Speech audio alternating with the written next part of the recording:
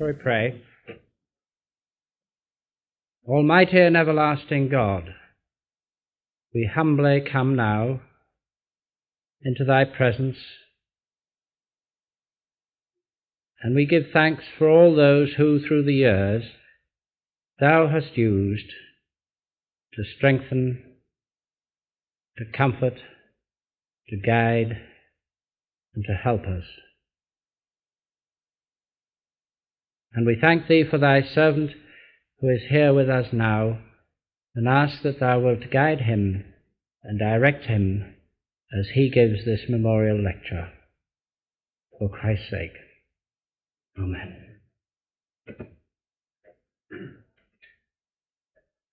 Dr. Martyn Lloyd-Jones, I'm sure, needs no introduction from me, and yet, of course, he most richly deserves one, and so he'll get one, brief though it will be. I suppose that most of us, from time to time, take a service. Well, I reckon that if we preached once a Sunday for a year to the average kind of congregation, which I should think are from time to time before us, we might, in a year, have spoken to as many people as he spoke to maybe one Sunday evening in his church, or on 2 evenings on his Friday, I think it was, Friday Bible studies. And so, sir, we do feel it's a great privilege for us to have you with us tonight. We welcome you, and I'd ask you on behalf of the Christian Medical Fellowship to deliver the Rendell Short Memorial Lecture 1974. Dr. Martyn Lloyd-Jones. Thank you, sir, for those kind words. I feel it's a very great privilege, indeed a great honour, to be asked to give this lecture, and that for a number of reasons. I had the pleasure of knowing Professor Rendell Short, and indeed knowing him quite well. That's one of the advantages of getting older, that you remember men who are but names to many of the modern generation. And he was, on all counts, a most interesting person. But the thing for which we honour him most of all, and his memory, is, I think most people would agree, the fact that he was the man who laid hands on Douglas Johnson, and thereby really, in a sense, brought the IVF, as most of us have known it, into being. I use the term, the biblical term, laying hands on, for that is what he more or less did. Those of you who are historians or theologians would understand it if I said that he was to Douglas Johnson what William Farel was to John Calvin. I'm not suggesting any parallel, except in a very general sense. But he certainly did that. So in many ways, indirectly, he is also responsible for this Christian Medical Fellowship. He was one of those men who was known as a Christian doctor. By now, this is a fairly common term, but 30, 40, and 50 years ago, it was an uncommon term. And there were 2 men, Rendell Short in this country and Dr. Howard Kelly in America, and they were known in religious circles as Christian doctors. And that tells us a great deal about Rendell Short. He was a famous surgeon and well known for his writings, but preeminently he stood out as a Christian doctor. So it's very right that there should be this lectureship with its annual lecture to commemorate him and the great work that he did. I couldn't help feeling, as I was preparing this lecture, whether he would actually be interested in what I'm going to talk about. He was a man who was interested in the relationship between the Christian faith and science and the rest of life in an objective way. Most of his works, as you know, were on the apologetic side. He took a very objective view. That, I believe, was not only due to the fact that he was a surgeon, but still more, I think, to the religious denomination, or absence of denomination, to which he happened to belong. And they're characterized, I think, by this objectivity rather than by the subjective element, which is more characteristic of the various branches of Methodism and such religious denominations. So I don't know that he'd be very interested in what I'm going to attempt to do tonight. However, I've chosen this title of Body, Mind and Spirit. Let me make it clear that this is not to be a theological lecture on the nature of man, the vexed question of whether it's bipartite or tripartite. That's not what I'm proposing to do. But I'm rather going to consider with you some of the perplexing problems, extremely difficult problems, that confront both medical men and ministers of religion. And they're problems that arise because we are, after all, body, mind, and spirit, and the complex interrelationship between these different parts and aspects of our being. In other words, I'm going to consider with you the case of patients who come either to the doctor or to the minister because they're in need of help. They're in trouble. They're unhappy. And they're unhappy for quite a variety of possible reasons. They may be depressed. They may be anxious. They may be worried about something. They may feel that they can't cope. They may be obsessed by certain fears. They may be troubled about the question of forgiveness. They may be troubled by a lack of assurance. Sometimes they come because they're unable to do their work, and in extreme cases, they come because of suicidal tendencies.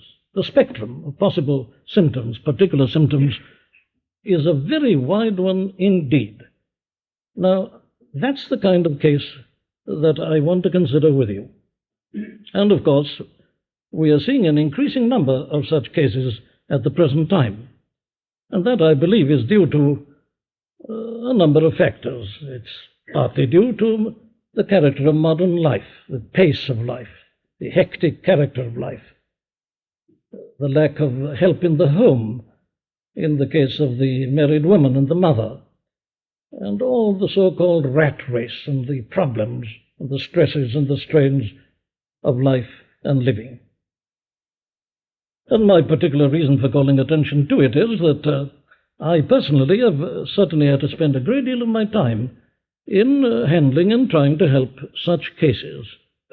And I've been so often asked to talk about this, because it is indeed, I think, the case that there is no textbook that I'm aware of at any rate that really does deal with this. It's the realm or the field in which the physical and the psychological and the spiritual and the psychic tend to meet. Very well, let me make it clear that I'm going to confine my attention solely to Christians who are in trouble in this respect. It would be impossible to deal with it if we took in non-Christians as well. Well, now, let me start by making a number of general remarks. And the first is that I believe we need to pay much more attention to this whole group of cases than we have tended to do. And it needs more consideration. There are some books that are available. The books of Tournier had a wide circulation, big book, enormous book by Frank Lake, and so on. But still, I feel that there is nothing that is really satisfactory in this realm. And I've been stimulated to attempt to deal with it, not only because of my own personal experience, as I say, in handling such cases, but still more, perhaps, because of the constant requests I have had over the years, and am still having, from ministers of religion and some doctors for help in this respect. Now, medical men, I think, are going to become increasingly important in this realm as the years pass, and that is very largely because of the regrettable decline of the church and of the Christian faith in general. People are driven to seek help from the doctors. Not so many ministers are available, and so on. And yet there's a very curious element in this which disturbs me considerably. And that is that though in medicine there is a great deal of talk at the present time about psychosomatic and the personal element and the whole person, a great deal of lip service is paid to that. But at the same time, my observation is that the practice of medicine is becoming increasingly impersonal. I'm hearing this from the patients in particular, the increasing difficulty of getting a house visit, the reluctance of doctors to visit patients in their homes. Now, there are many causes of this. We needn't go into that. I would attribute this very largely to two factors. The first is the antibiotics, and the second is the National Health Service. You see, in the old days before the antibiotics, when a man was taken suddenly ill and discovered he was running a high temperature and so on, well, the doctor had to visit him and examine him, and he may be with congestion of his lungs or starting pneumonia or something, and, well, it was a very terrible condition and a very serious one. And the doctor had to pay a daily visit, perhaps twice a day, and so on. And thus he was in and out of the home constantly and got to know not only the patient but the relatives. And there was this intimate contact. But what happens now, I'm given to understand, and indeed I can confirm it from personal experience, is that if a man suddenly starts running a temperature, he telephones the doctor and he's told to send somebody around to get the tablets. And so he's treated by tablet and may not even see the doctor at all. I'm exaggerating it in order to call attention to it. But the result of this is that the contact between the doctor and the patient is not what it used to be. And yet I'm suggesting, it is my whole thesis, that never was there a greater need of this intimate personal contact and knowledge than there is at the present time, owing to these new circumstances, the stress and the strain of life to which I've already referred. Now, again, under this general heading of general remarks, I would comment on just a few faulty tendencies that I seem to have observed in this field over the years. Some of them, I'll start with the medical men, and especially perhaps the surgeons. They tend to dismiss these people entirely as neurotics. It's the surgical attitude towards them. They feel that all these people need is a little breezy talk, or what they may call a pep talk. They give a general reassurance, slap the patient on the back, and tell them to go and take some exercise. This sort of muscular Christianity, as it was once called. Well, that is, I'm going to show you that this is a totally inadequate approach. Or the doctor more generally may just content himself with prescribing some tablets or medicine of some sort and trying to calm the patient, and then he reconciles himself to the fact that he'll have to put up with periodic visits from this patient and just repeat the medicine, repeat the dose, and he just resigns himself to his fate and really never meets the situation as it needs to be met. I'm going to try to show that these conditions, while from a strictly medical standpoint they may not appear to be very serious, are in daily life and living very serious indeed, and mean a great deal to the unfortunate sufferers. With regard to ministers of religion, their danger, I would say on the whole, is to get too involved. That's very rarely the danger of the medical man. He has learned to be more detached. He has to be. He develops a kind of protective mechanism. But the minister doesn't know about this, and he gets too involved, too emotionally involved. And I've known many instances of ministers of religion who really had a breakdown themselves, simply because they didn't know how to handle some of their parishioners or church members who came to them suffering from one or other of these conditions. Another danger with the minister is to regard everything as spiritual and to treat it on purely spiritual lines. I've often told the story of returning to Westminster Chapel one Sunday afternoon about 5 o'clock, two excellent men, came in to me and looking pale and drawn and exhausted.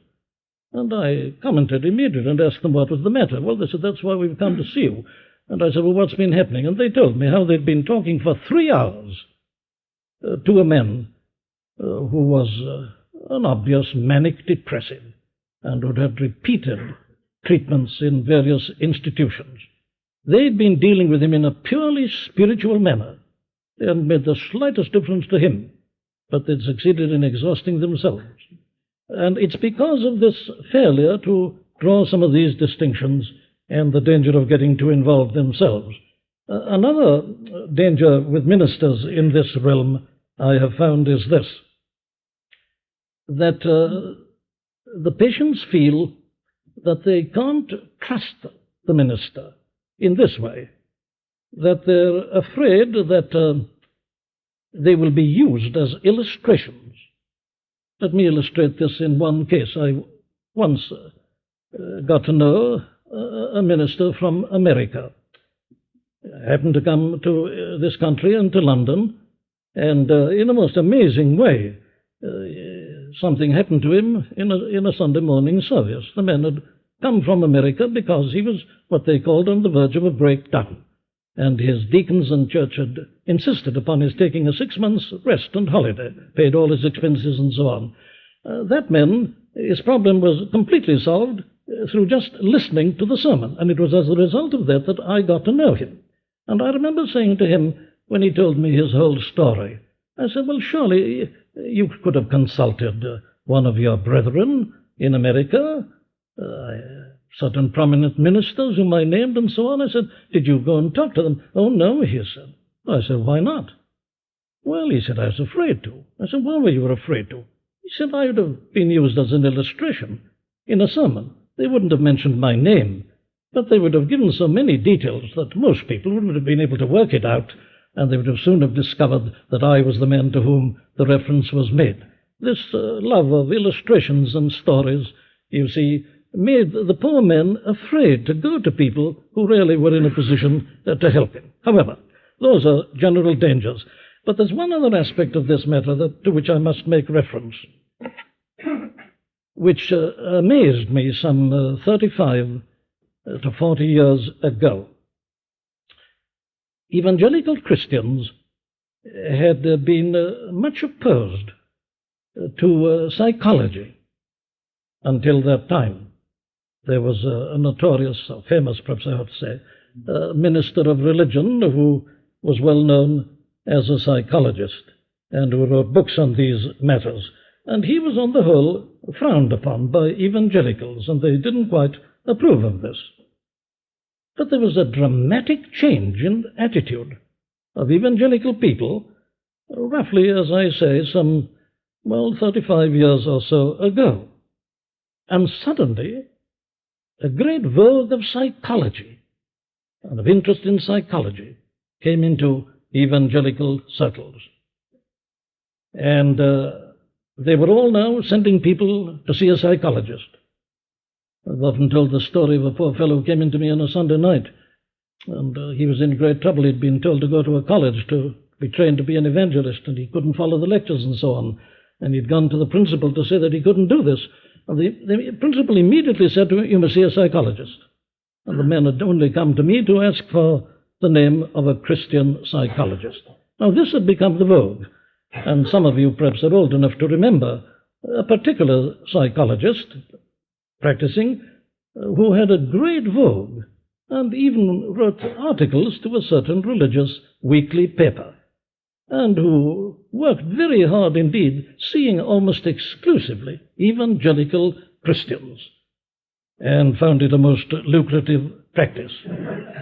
He was a Freudian, and it was amazing to me that suddenly evangelicals were all sending people to this particular man. This was something quite new. And then one heard of missionary societies even sending missionary candidates to be interviewed by a psychologist or a psychotherapist in order to find whether they really were fit and proper people to send to the mission field. This, of course, had been happening in business and in other realms, but what was truly astonishing was that it began to invade evangelical circles. It was one of these curious phases which appear amongst us as evangelicals from time to time, our proneness to fads and fancies and fashions.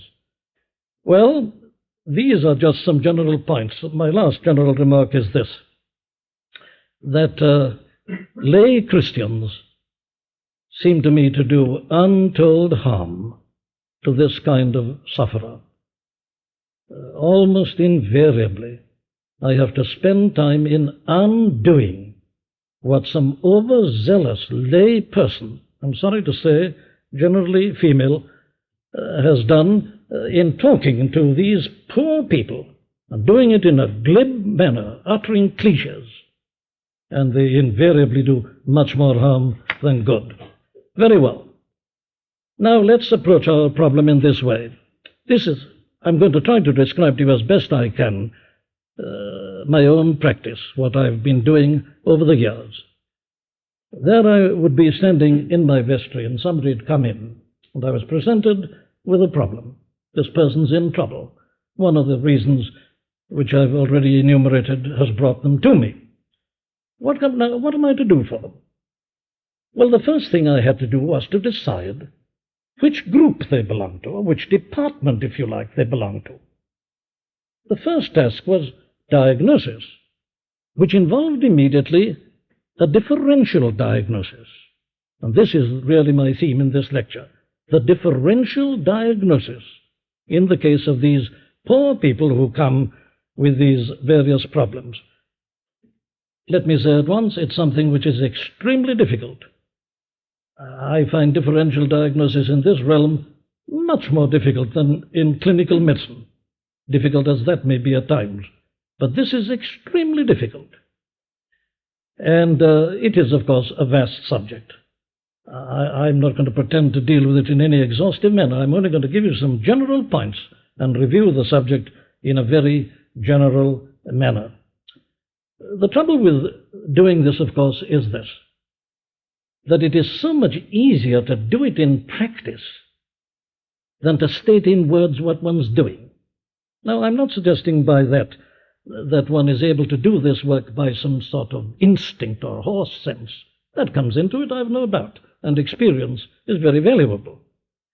But it's such a complicated process. You have to make evaluations and estimates, and so much depends upon question and answer, that it's almost impossible, I find, to state it in words. I've been trying to put all this into words for many years, and still find it extremely difficult, if not impossible. And my only hope is that when I've finished, it'll not be a case of confusion, worse confounded.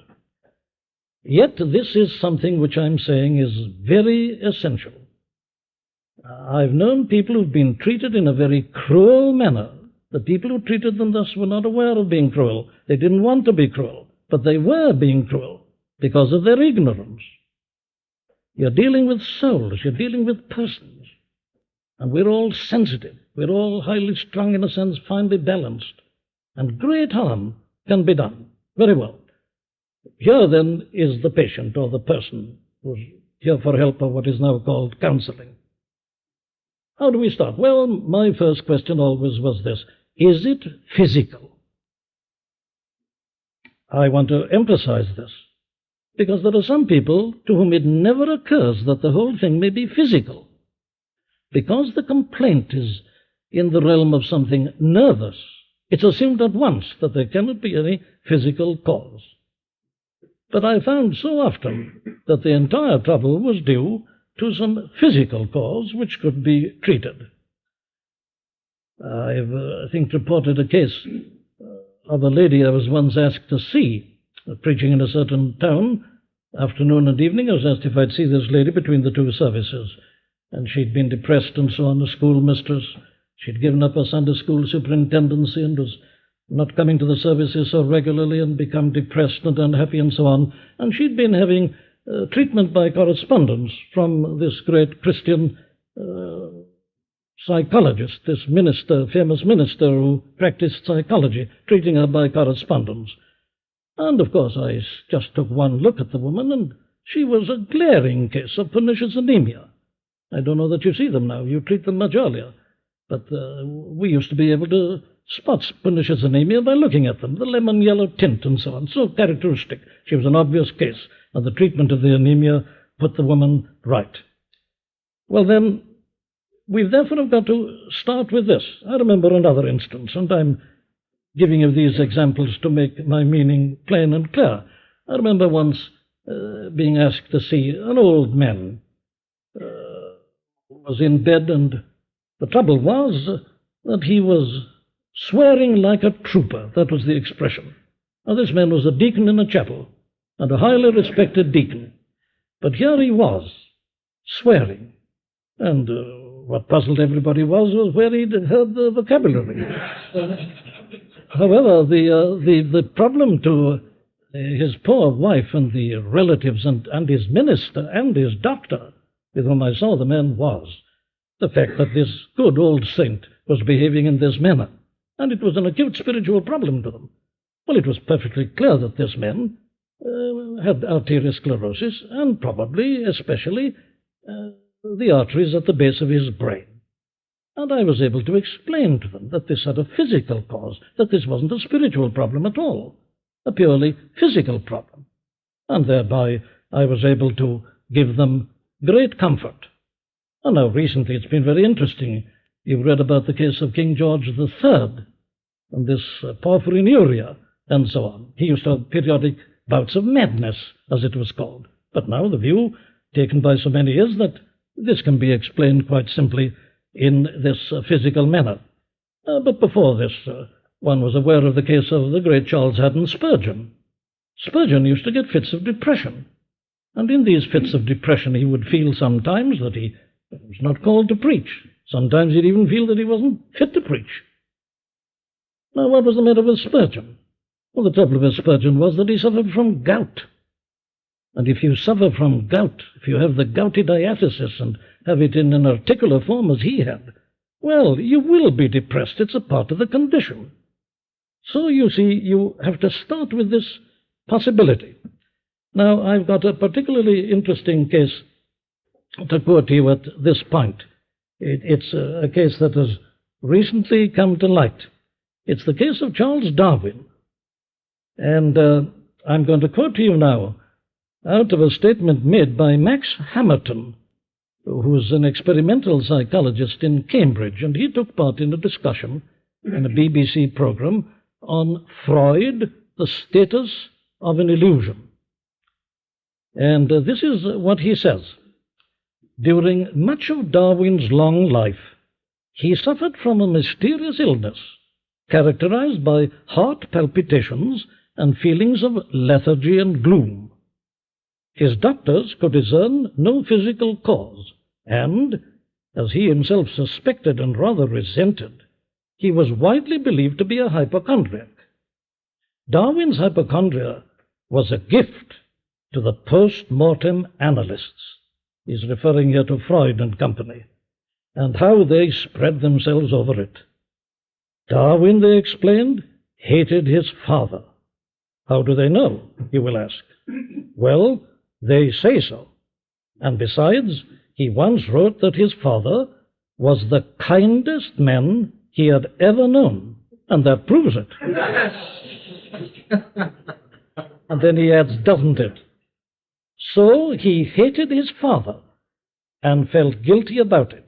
Also, they say, he felt that his theories had dethroned God, who was a sort of heavenly father, which made his life work, Darwin's life work, symbolically equivalent to killing or castrating his father, which he wanted to do anyway. In brackets, Oedipus and all that, and felt guilty about it. So, having a powerful conscience, superego is the word in their jargon, he proceeded to punish himself with psychosomatic illness and misery. I have to spoil this lovely fantasy, says Hamerton, by pointing out that none of it is called for, because it now appears that Darwin had contracted Chagas's disease during his stay in Argentina, and the symptoms of Chagas's disease, which is a kind of parasitic infection, are palpitations, lethargy, and gloom. I've taken the trouble to turn up Chagas's disease, which I've never heard of before, and I find that the symptoms as described in the recent textbooks of medicine do bear this characteristic. Well, now, there you see is another striking case. A man labeled as being neurotic or suffering from a psychosomatic illness and so on, whereas the whole explanation is a physical one and a natural one. And I remember very well, back in 1956 in America, I stumbled across a book which had a most arresting title. The title was Body, Mind, and Sugar. And it was actually a book by a medical man and a biochemist on hyperinsulinemia. And it seemed to me that they established the case beyond any doubt, based on blood sugars, which they took. They gave their patients their dose of glucose, and then they took the blood sugars every hour. And the whole thesis of the book was, if you took the blood sugar at the 6th hour after the meal, you would find that it would be very interesting and would give you indications of hyperinsulinemia, the exact opposite of diabetes. And the number of symptoms that condition can produce, mental, nervous symptoms and so on, is really quite astonishing. So it's very important that we should exclude a possible or a conceivable physical cause. Well, that was my first question. The second question I asked was this: if it isn't physical, is it spiritual? Now, I'm in a little bit of trouble about this order. Until comparatively recently, this was the order I adopted. I'm not sure that by now I wouldn't vary it a little. However, let me adhere to what has been my practice through the years.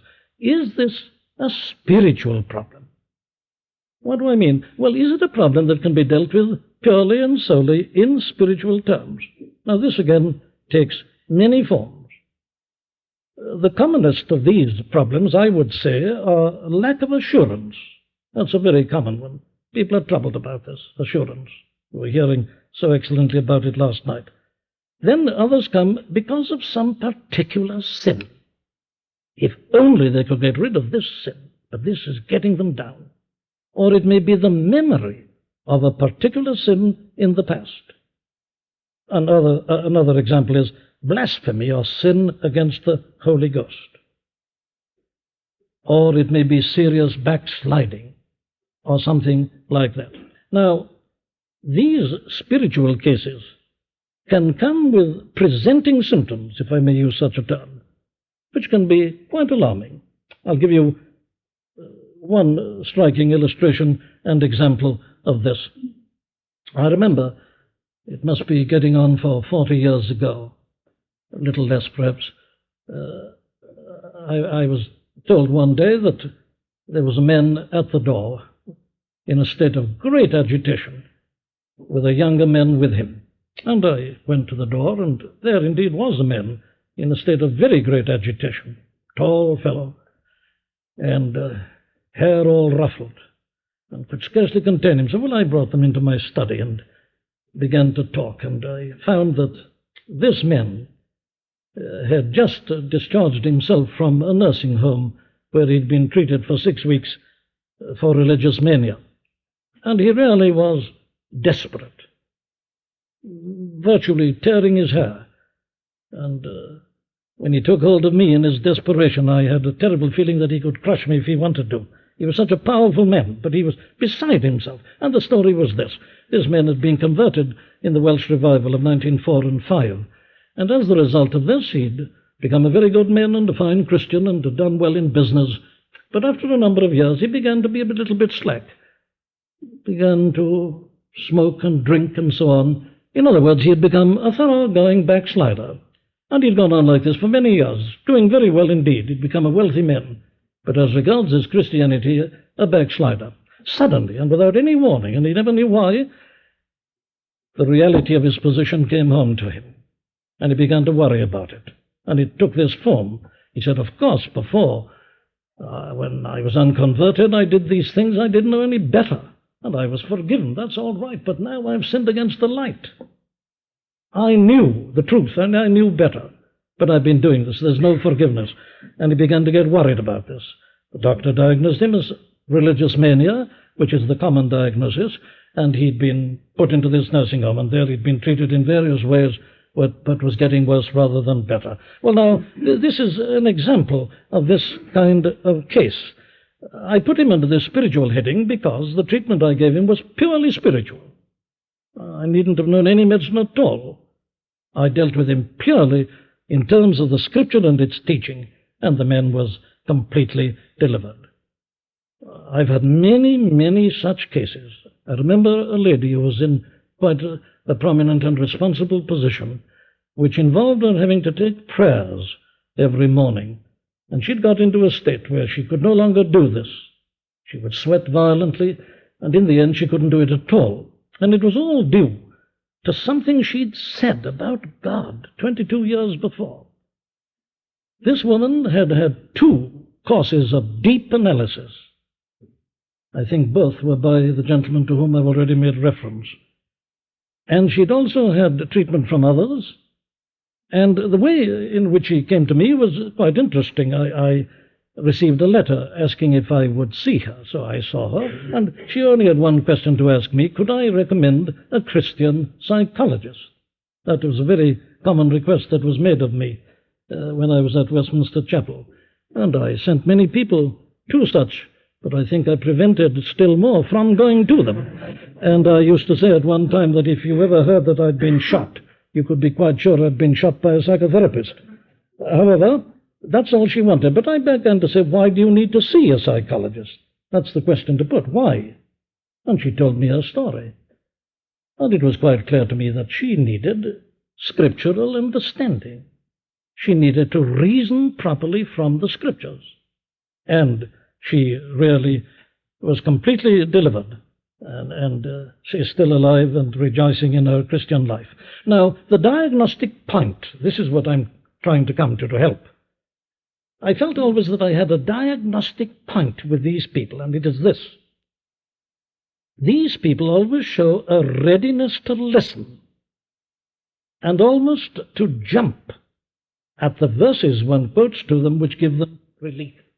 Now, they may argue a lot, and they do, but they always give the impression that they want relief, and they really do listen, and they hold on to verses which really help to give them release and an element of comfort. So you mustn't be put off by their saying, yes, but. They're really doing that in order for you to make your case still stronger. They want you to make your case. That, to me, was a diagnostic point in the case of those whom I put into this spiritual category. The next category, the third category, is the psychological. I use that term, a general term, or if you prefer it, mental illness.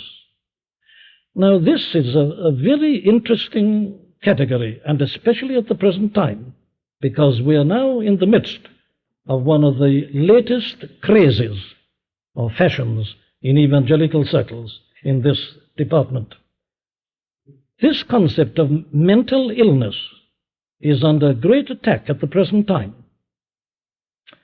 And this is mainly the result of the writings of a man called Thomas Szasz, S-Z-A-S-Z, in America. He's written a number of books. Here are some of his titles: The Myth of Mental Illness, Ideology and Insanity, The Manufacture of Madness. What's his thesis? His thesis is this: that this, regarding of people as mentally ill and treating them accordingly, is but the latest manifestation of something that has been taking place throughout the centuries. In the Middle Ages, he said, it was this. It was punishment of heterodoxy by the church. If a man became a heretic, he was ostracized. He was punished in various ways. The Inquisition. That was the form it took then. But then he said that gradually went out, and it was replaced by witch hunting. And of course there was a tremendous vogue of witch hunting in the Christian church, and it continued until the end of the 17th century in this country and in America. And then that went. What do they do now? What they do now, he said, is to diagnose people as being mentally ill and put them into various institutions. His whole argument, this is his thesis in his books, he repeats it in all his books, that this is precisely what is happening, and this is something which we have to resist. Now, this man says in his writings, I find not only interesting but most entertaining. He's a brilliant writer, and undoubtedly a very able man. And if you want some enjoyable reading, you try some of these books of this man. I know that they're available in the Royal Society of Medicine, but I believe they can. I know some of them are actually printed in this country by now. And of course there's a great deal of truth in what he says. He is a violent anti-Freudian. He is attacking this which has become a cult. The cult, as I say, which came into evangelical circles, sent him to a psychologist. Everybody labeled at once, everything psychological. Now he makes a tremendous attack upon this. He deals in some of his books with the financial aspect of this, and it needs to be dealt with. But what concerns him still more is the element of moral judgment that is involved. What he means is this, that sometimes a man can be labeled in a moral sense by his wife and family and the doctor, and the poor man is completely helpless. He is simply put into treatment in some shape or form.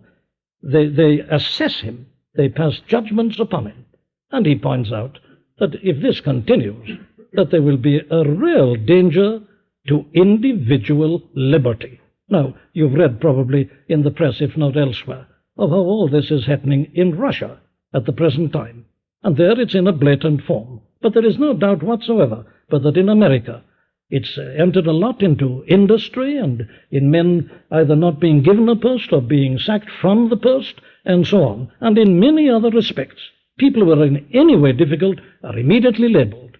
A judgment is passed and they're condemned in spite of their own wishes.